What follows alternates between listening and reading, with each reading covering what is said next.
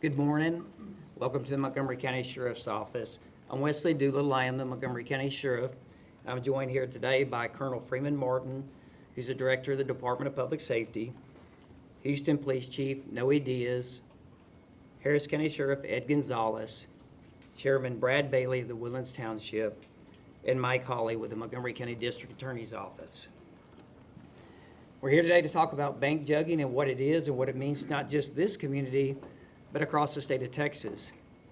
Bank jugging is when individuals, criminals, target folks at banks, ATMs, and financial institutions. They follow them away from those places and either rob them or burglarize their vehicles as they leave.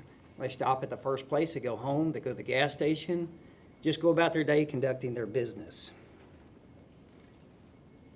So we're going to talk about what we're going to do about it. We have a couple of videos here that we're going to show you, just to show you how quick this happens and what it means to the folks that are being victimized in our community, just how fast you make one stop and you become a victim. So you'll see how quick these folks conduct their crimes and what law enforcement's actually doing about it.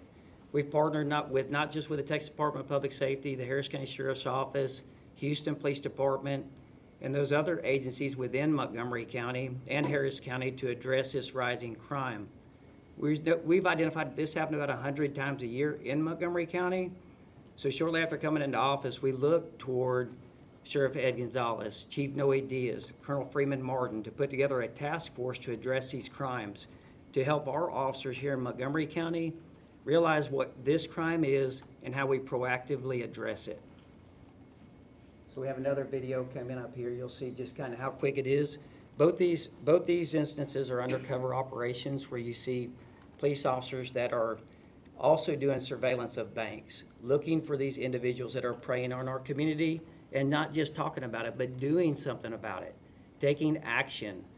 It's important to me that we work together to do that, and not just as agencies, but as individuals, our police officers, our deputies, our state troopers, our special agents that are working together to help keep our communities a little bit safer. We're using multiple assets. We're relying on technology. You see drone footage here. We're working with our real-time crime center, working with the Texas Department of Public Safety's Fusion Center, working with the Harris County Sheriff's Office real-time crime centers, all to put together information, identify these criminals, and give them that opportunity to commit that crime where we can address it. Over the last 3 months, we've arrested approximately 21 individuals. I want to talk to you one about Michael Simon, who was actually wearing an ankle monitor at the time of his arrest, was sitting inside of a bank here in Montgomery County, conducting surveillance of people withdrawing money and leaving the bank. It's important that we talk about these situations and educate the public, not just those that are out shopping, doing their things, withdrawing money, but those folks that are working inside these financial institutions to bring awareness to this so they can notify us so we can actually do something about it. So another instance, we had Caldwell and Seymour. Because of our efforts, I believe that this individual who was targeted noticed she was being followed, called 911, had withdrawn a large amount of money from the bank, and realized she was being followed. As she was being followed, she contacted the Montgomery County Sheriff's Office 911. We were able to get police officers, both undercover and marked units, to her and to intercept these guys before they committed this crime.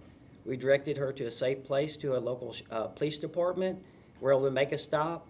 We found implements of a crime, criminal instruments, and we're also able to get a confession that they were going to burglarize her vehicle when she stopped. So that was one time we were able to proactively prevent a crime from happening. And I think it's important that we continue to educate our folks on that. So I'd like to introduce one of my friends, Colonel Freeman Martin. It's no secret I retired from the Texas Department of Public Safety. The working relationship that we have with them today and these other agencies is incredibly important to me and to our community. So I'm glad to have these guys here today to help us talk about this and bring awareness. Good morning. First off, I'm honored to be asked to be here this morning, and we're here to talk about jugging. And we've definitely seen an uptick not just in Montgomery County, Harris County, but Austin, Houston, El Paso, Dallas, San Antonio, Corpus Christi, Mesquite, Temple, the Woodlands, and even Cedar Park, Texas, right outside of Austin. Harris County alone has reported 531 jugging incidents since January of '24. The thing with jugging is, you know, it's really hard. There's no statute for jugging until recently. So a lot of these are reported by certain agencies as burglaries of a motor vehicle, or just a simple burglary, or a theft, or sometimes a robbery if a weapon's used, or whatever the case may be. So we don't have a lot of good data, but we have definitely seen an uptick.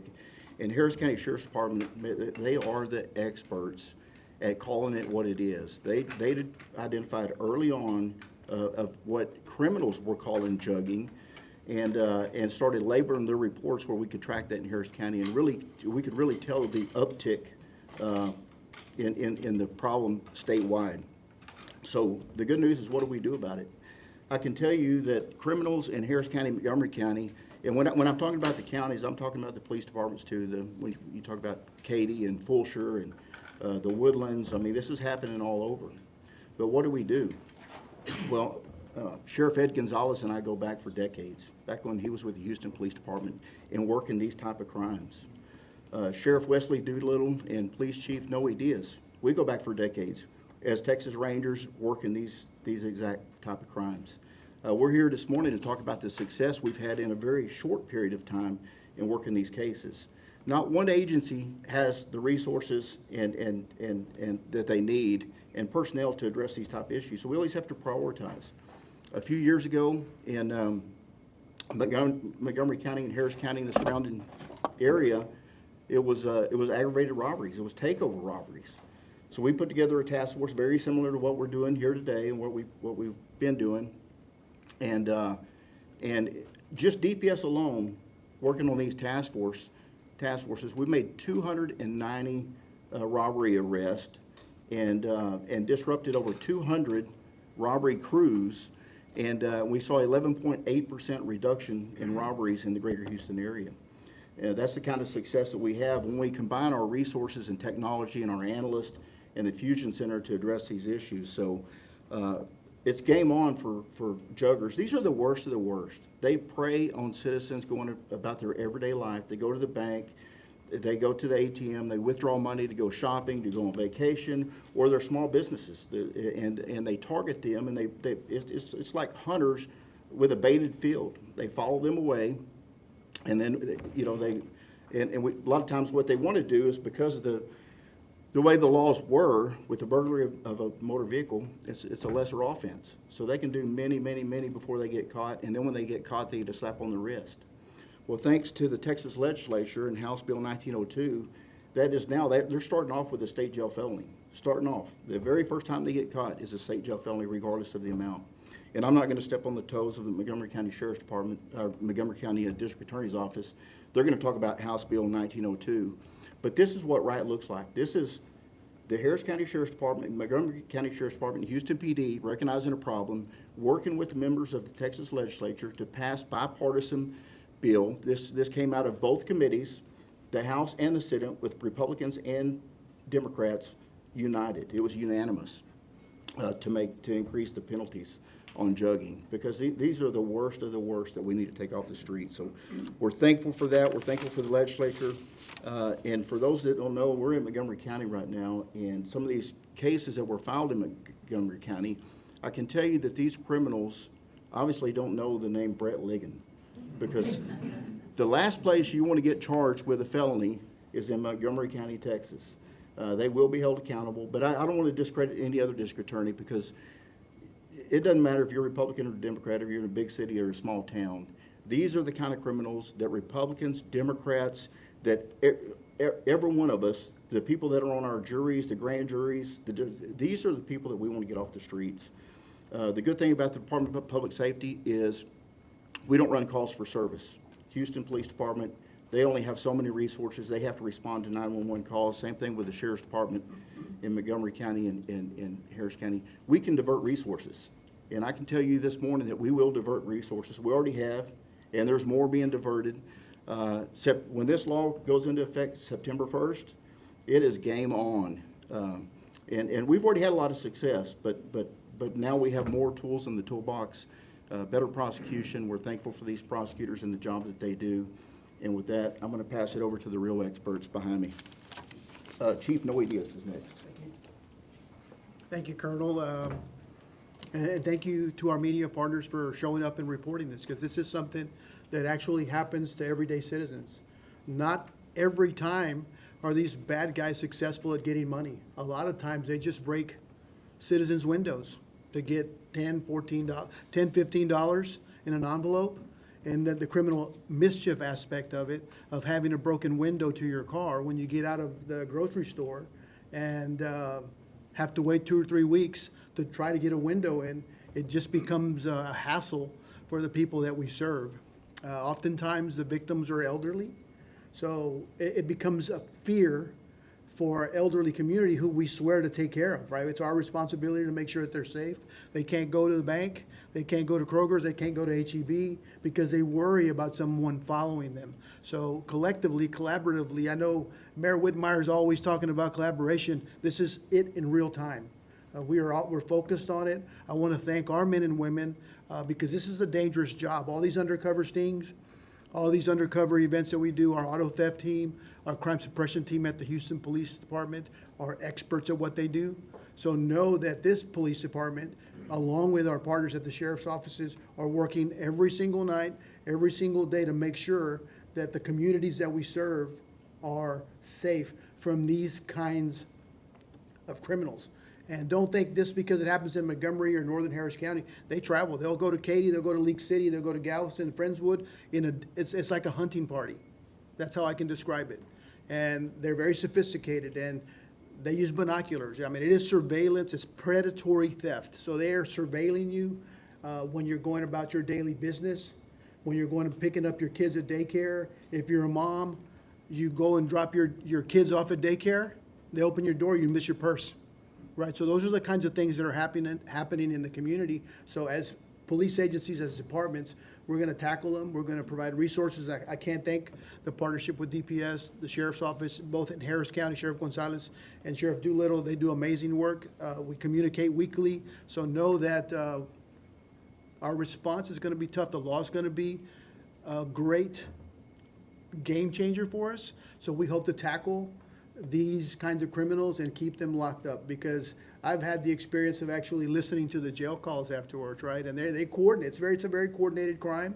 It is a very sophisticated crime. They just don't wake up and go look for somebody. It's strategized. It's worked out throughout the week, and then there's teams of it, right? They communicate on different apps and different kinds of cell phones. So it's very, very sophisticated. I said before, they're using binoculars, masks, GPS stuff, so they're very, very sophisticated. So hopefully this crime will change drastically after September 1st. So I appreciate the time. Thank you for the media. Thank you to our media partners for actually showing up and highlighting this, because it's important that we as police departments are focused on the stuff that really matters to the community, which is their safety. So thank you very much. I'm going to pass it on to Sheriff Gonzalez. Thank you, Chief. Good morning, everyone. I'm joined this morning by Chief Deputy Diaz, Assistant Chief Nanny, and Major Katrib as well. And on behalf of the Harris County Sheriff's Office, Sheriff Doolittle, we're honored to be here in Montgomery County and with your wonderful agency, so thank you for having us. I think you've heard already about the collaboration, and I think that's important. That doesn't always come easy, but with these leaders here, it's so effortless. And we work on a regular basis. Each leader here, whether it be Colonel Martin with DPS, we work collaboratively on different issues. With Chief Diaz, we're always working together on other initiatives. Sheriff Doolittle, we've worked on traffic safety initiatives as well. So this isn't the first time. This is just how we operate. And it's not only about us, it's about keeping our community safe. Our experience tells us that these crooks cross boundaries all the time. They burn one area, they go to another. They're always rotating around. You heard from Colonel Martin. This happens all across the state, so we have to try to stay ahead of the game. And by working together, we're stronger. And that's what you saw. That's why this was such a successful initiative. And I want to commend all the men and women that put themselves on the line from all these respective agencies. Obviously, putting in a plug for my teammates as well at the Sheriff's Office, Violent Crimes Division, Patrol Response and others that worked on this. These are tough criminals that are out there. They can be dangerous. And I think of Ms. Medina in East Harris County just a few years back. I went to that scene where she was killed during a commission of a jugging. These incidents can sometimes be where just property was damaged, maybe a small amount of cash was taken, as you heard from Chief Diaz. Sometimes it's a business person, but sometimes it could also lead to death. That's why it's so important, and I commend the Texas legislature, Governor Abbott, and all the bipartisan support that was behind us, because the laws needed to be strengthened. We needed more tools in the law, and you're going to hear how that's being done, and that's really going to help us to really amplify our efforts even more now that the laws will be much stronger. But we want to make sure that we send a collective message that we are working together, and we're going to continue to hunt you down. We're going to make sure that you stop preying on people. I know collectively, and I speak personally, it really upsets me to think that these individuals, these offenders, these chronic offenders are out there just hurting people. These are people, we all know, we could all relate, all of us. We all have family members. We go to the bank. It could be just to draw some money for a gift. It could be for an important payment. It could be to help a loved one or a family member. You name it. You name it. This is hard-earned money that people have worked for. And whether they're in age of retirement, in their sunset years, or just starting out and they're a young student, it's their money. And for people to be out there preying on them, instead of getting a job, instead of doing the right thing and following the law, they're out there committing these crimes. That's inexcusable, and they need to be held accountable. And so law enforcement's doing their part. We know that District Attorney Ligon and his team will make sure they're accountable through the court system, and we're not going to let up. We work very well together. And again, I want to just commend the impressive leadership of Sheriff Doolittle for inviting us here, convening this task force. This is really what it's all about. This is law enforcement at its best. I would put Texas law enforcement in front of anybody else out there. And again, just very proud to be part of this initiative. We're going to hear more information, not only on the legal side of how the law has evolved, but also about the prevention side as well, because this is really a shared responsibility. We need our residents out there to have situational awareness and be alert, because we also, we had one citizen that called in and phoned and say, I'm being followed, this is happening, and we were able to respond quickly and knew what we were up against, because that particular citizen knew or had heard about what's going on. We've been promoting this a lot at the Harris County Sheriff's Office because we've seen it for a long time now. It originated in Harris County, or at least this concept did, but it's not unique to us only. So we're not going to let up. And again, we commend Montgomery County Sheriff's Office. Thank you for being a great partner and collaborator, and that's why we're here. And we'll continue to support you, Sheriff Doolittle, and your entire team. So thank you very much. Next, I'll call on Chairman Bailey with the Woodlands Township. I'm Brad Bailey, Chairman of the Woodlands Township. We span two counties, Harris County and Montgomery County. Most of it's in Montgomery County, and so we work with law enforcement across county lines. Approximately 130,000 people live in our community, a very fluent community. Always voted one of the best places to live in America, the #1 place to live in America, and we take a lot of pride in that. But our township board, many of which are here today, we believe in public safety as our #1 issue. We have invested in public safety. We increased our budget over 28%, putting more cops on the street, but also investing in technology that you saw shown here today. The drones footage that was here, license plate readers, making sure that our law enforcement officers have the tools they need to get the bad guys. But I have to admit, as the only person here, and I'm a little embarrassed to admit it in this room with all the law enforcement people, 5 weeks ago I had no idea what jugging was. Thought it was a college drinking crime. No idea. But I can tell you in all seriousness, they started showing us these videos 5-6 weeks ago, and we were just shocked by it. And as someone, I just believe that this is important that we're doing it, and hats off to Sheriff Doolittle and really taking a leadership role in this, because this is law enforcement's opportunity to educate the public. We have so many people in our community, me included, that you're just caught up in your day-to-day. You're looking down, you're reading your phone, you're going to the bank to get some money, you're not being aware of what's going on around you. I think this effort is a great way to educate our community. I thank the press for being here and reporting on it, because there are a lot of bad actors out there. And you saw a bunch of headshots here earlier, but this is not something, this is very organized, it's very targeted, and they're looking at communities like the Woodlands Township to make sure they execute those those crimes. Thank God we got men and women in law enforcement leading the effort on this, but it's really, really important that we make sure we get this educational component out because it's not going to stop and it's continuing. So I thank y'all for reporting on it. I thank everyone here for your service. Our Bulldog District Attorney we talked about earlier, Brett Ligon, is under the weather, unfortunately, but we're going to have a much shorter speech because his number one in charge is my colleague. He's going to report on the other side of it. Thank you, Chair. I'm sorry, Mr. Ligon can't be here today. My boss is a fearless person, which usually serves him well, except when it comes to grocery store and convenience store sushi. But if he could be here, he would be here, and he sends his regards. Criminals are cunning. They want to get right to the payoff. The famous criminal Willie Sutton was once allegedly asked, "Why do you rob banks?" And he replied, "Well, because that's where the money is." And that's the essence of bank jugging. Crooks seek out money like a predator goes to a water hole. And this puts good people in danger of losing the money that they worked hard to earn, or it puts them in danger of physical harm. Jugging can make a driveway into a crime scene, and we are not going to have that. It's important to say now that the law enforcement in this county, in Harris County, DPS, every man, every woman has the skill, they have the will, and they have the courage to protect the rest of us from these predators, but they need the right tools. And this new law is that tool. It's the right tool. It does two things. First of all, it makes the stalking itself a crime. So jugging follows a pattern, and the pattern is follow, shadow, snatch. The crooks don't always get to the point of the snatch, but now, if we can catch them in the following and the shadowing, we can arrest them. We can prosecute them. So, a crook follows you from an ATM or a bank. They don't deviate. They're following you in their vehicle. And then they have two or more criminal instruments in their possession. What's a criminal instrument?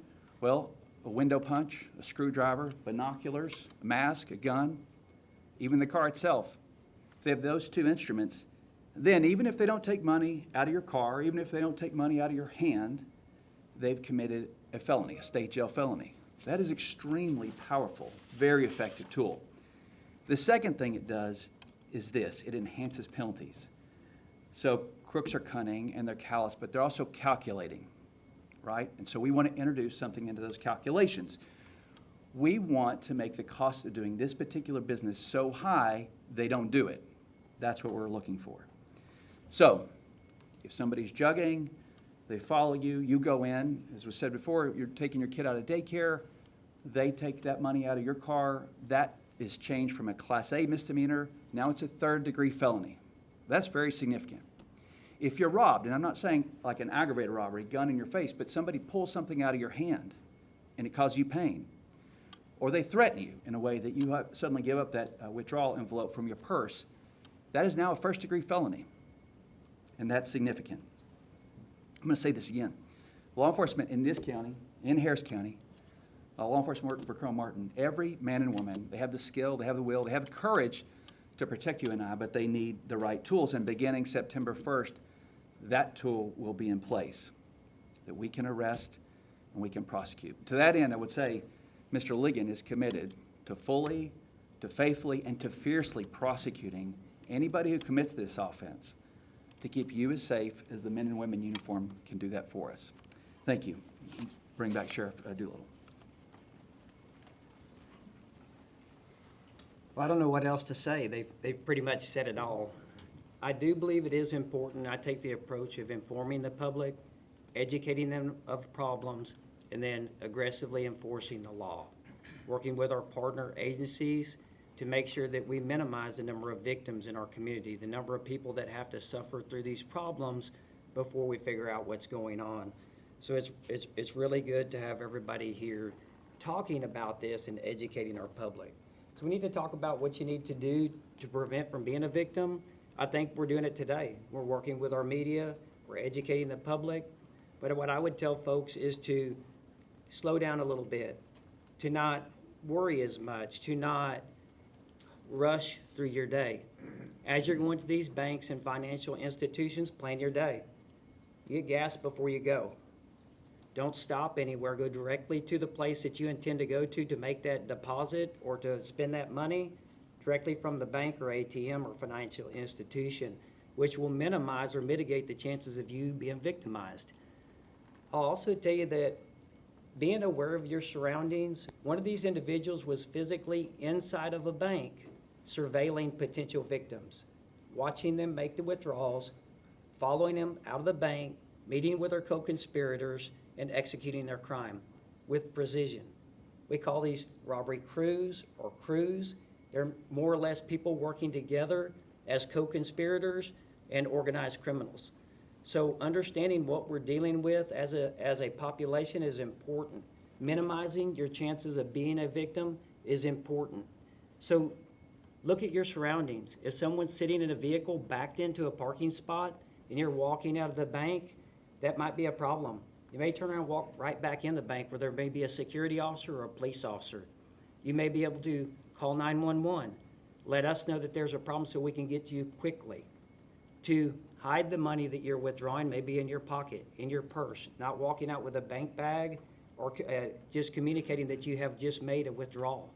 So these important things can mitigate the chances of you being a victim by just preparing a little bit, not establishing patterns when you withdraw money for your payroll, when you deposit money in the bank that you've collected, thinking about these things and just listening to what we're doing here, reading about this, educating yourself about it, and minimizing your chances of being a victim. I really thank y'all for being here today, for helping us get the word out about this, and I'm looking forward to the future of working with these agencies to help keep our community just a little bit safer. The last thing that I might add to this is if you are a criminal and you're involved in this type of crime, the person you're surveilling may very well be a police officer. They may very well be someone working with us.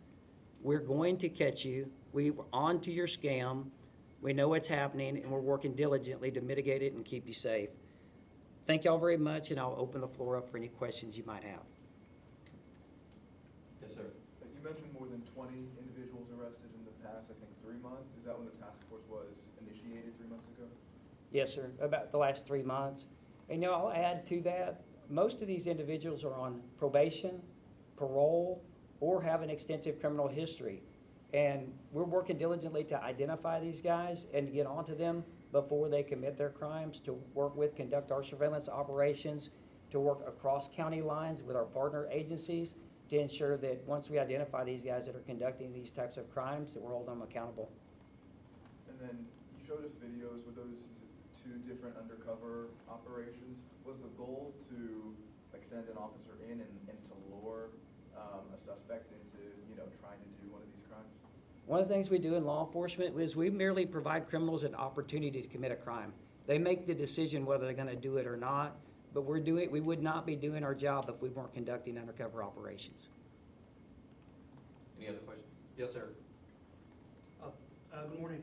Are you asking banks to do more to prevent jugging, or such as placing warning signs or reaching out to the community? Yeah, thank you for asking that question. I meant to talk about that. We are putting together some educational pieces to go meet with our banks in order to educate them about how these things work and what they might do to help us mitigate the problem. You mentioned avoiding routines and hiding money when exiting banks. Are you planning any targeted community outreach programs? Well, we're starting right here today. This is part of the educational piece where we inform people of the problem, with y'all's help, get the word out so people can start taking those measures to reduce the chances of them becoming a victim. Thank you. If I could just touch Yeah, on go that ahead. one thing real quick is obviously if you're being followed, dial 911, immediate response. But there's so many situations out there where you see something that is suspicious, and maybe they're not following you, but you see somebody that you think is doing surveillance on people coming out of a bank or a business. You've got to report that stuff. We're asking for the public's help. We want to educate the public, the banks, the employees, everybody, to look for suspicious activity and report it. And you don't have to dial 911 to report that. A lot of people you just don't know how to do it. You can Google Texas DPS and report a suspicious activity. We ask everybody to download this iWatch Texas app. You can be anonymous, you can report anything on there, it goes to the Fusion Center. That doesn't mean, you know, you're stepping on another agency's toes. It just goes to DPS, and we send it back to Montgomery County or Harris County or Houston PD or wherever the case may be. So many of these cases, and when you're talking about only 20 arrests, that's just from this task force. There's police officers out there that arrest people every single day, but this law helps us call it what it is, jugging, because a lot of these, they're booked into jail for burglary of a motor vehicle, and it's a misdemeanor because they stole $50. So this helps us increasing those penalties, but it also helps us in collecting the data. I know one here recently was in Cedar Park, Texas. DPS helped Cedar Park PD work that case, but without the assistance of the Houston Police Department, we wouldn't have solved it. It was, these crooks were out of Houston, and they had expanded out to Cedar Park, Texas. But there's so much activity that goes, you see something, you think, that's not right. If you'll report it on that, it could be linked to so many other cases, and we're doing a much better job through the Texas Fusion Center of sharing that information. And everything's connected, but we can't connect the dots until we collect the dots, and that's where the public comes in. That's the main part of this press conference today, is ask people to be vigilant, you know, not just for yourself, just be vigilant of what's going on around you and how to report that to law enforcement. We don't care who you report it to. It's always best to go to your local agency. But if you don't know the local number, non-emergency, whatever, I'll watch Texas, DPS, SAR Network, there's a lot of ways to do that. You can call it in if you don't want to download the app, but just report it to somebody. Any other questions? All right, Can we replay those videos in a second? we're gonna, you wanna see one? Thank y'all very much.